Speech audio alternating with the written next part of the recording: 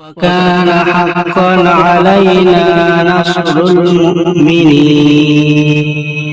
আসসালামু আলাইকুম ওয়া রাহমাতুল্লাহি ওয়া বারাকাতুহু। সম্মানিত দিনী ভাই বোনেরা, আজ আমি আপনাদের সামনে একটি গুরুত্বপূর্ণ তদবির নিয়ে হাজির হয়েছি। আজকে তদবিরটির বিষয়বস্তু হচ্ছে আমরা রোগীর শরীরে অবাধ্য জিনকে হাজির করার পর কিভাবে কতল করব।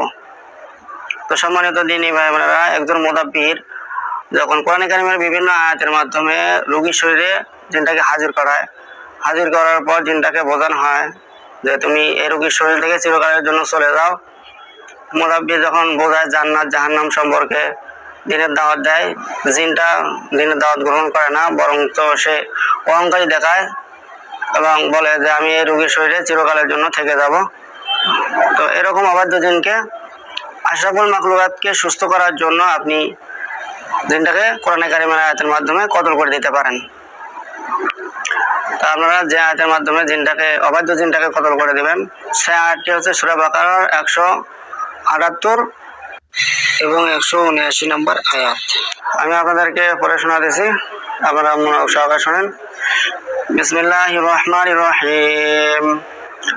يا أيها الذين آمنوا كتب عليكم القصاص في القتلى الحر بالحر والعبد بالعبد والأنثى بالأنثى فمن عفي له من أخيه شيء فاتباع بالمعروف وأداء إليه بإحسان ذلك تخفيف من ربكم ورحمة فمن اعتدى بعد ذلك فله عذاب أليم ولكم في القصاص حياة يا أولي الألباب لعلكم تتقون।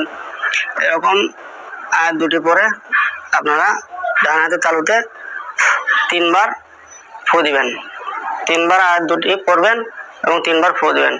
ফু দিয়ে আপনি মনে মনে আল্লাহর কাছে নিয়ত করবেন যে আল্লাহ, আমি আশরাফুল মাখলুকাতকে সুস্থ করার জন্য আপনার কোরআন কারীমের আয়াতের মাধ্যমে এই অবাধ্য জিনটাকে আমি কতল করতে চাই, আপনি কবুল করেন। এরকম মনে মনে মুদাব্বির নিয়ত করবে। করার পর ডান হাত দিয়ে এইভাবে রোগীর শরীরে ছুরির মতো চালাবে, দেখবেন যে ইনশাআল্লাহ জিনটি কতল হয়ে গেছে। তো সম্মানিত দিনী ভাই বোনেরা, আপনারা যখন এরকম কোরআন কারীমের আয়াত দুটো পড়ে হাতের তালুতে ফু দিবেন এবং সঙ্গে সঙ্গে ওই হাতটা জিনের কাছে হয়ে যাবে ছুরি। কোরআন কারীমের আয়াত তেলাওয়াত করে যখন আপনি হাতে ফু দিবেন, হাতটা হয়ে যাবে ছুরি। আপনি তা দেখতে পারবেন না, কিন্তু জিনটা তা দেখতে পারবে। তো আপনি মনে মনে আল্লাহর কাছে এইভাবে নিয়ত করে ডান হাত দিয়ে এবং গলায় ছুরি চালাবেন, দেখবেন যে ইনশাআল্লাহ জিনটি কতল হয়ে যাবে। তো জিনটি কতল হওয়ার পর কিভাবে জিনটাকে কোরআন কারীমের আয়াতের মাধ্যমে রোগী দেখতে পারবে, এরকম ভিডিও আমি বানাবো ইনশাআল্লাহ। সম্মানিত দিনী ভাই বোনেরা, আপনারা এরকম অবাধ্য জিনকে কোরআন কারীমের আয়াতের মাধ্যমে জিনটাকে কতল করে দিতে পারেন। তবে সম্মানিত দিনী ভাই বোনেরা, আপনারা সহজে জিনটাকে কতল করতে যাবেন না, কারণ জিনেরা অনেক শক্তিশালী, তারা আল্লাহ রাব্বুল আলামিনের কাছ থেকে অনেক সুপ্রিম পাওয়ার নিয়েছে। তো আপনি নয় একটা জিনকে কতল করে দিলেন, কিন্তু এদের যে পরিবার আছে এটা অনেক বড়, তাদের পরিবার এবং তাদের দীর্ঘ হায়াত। তো আপনি না হয় জিনটাকে কতল করে দিলেন, কিন্তু ওই জিনেরা আপনার পরিবারের স্ত্রী পুত্র সন্তানদেরকে ক্ষতি করতে পারে। তো সম্মানিত দিনী ভাই বোনেরা, আপনারা অবশ্যই জিনকে কতল করার আগে শরীরটাকে বন্ধ করে নেবেন এবং জিনটাকে জব করার আগে জিনের যে জাদুগুলো আছে এগুলো আপনি কোরআন কারীমের আয়াতের মাধ্যমে কেটে নেবেন।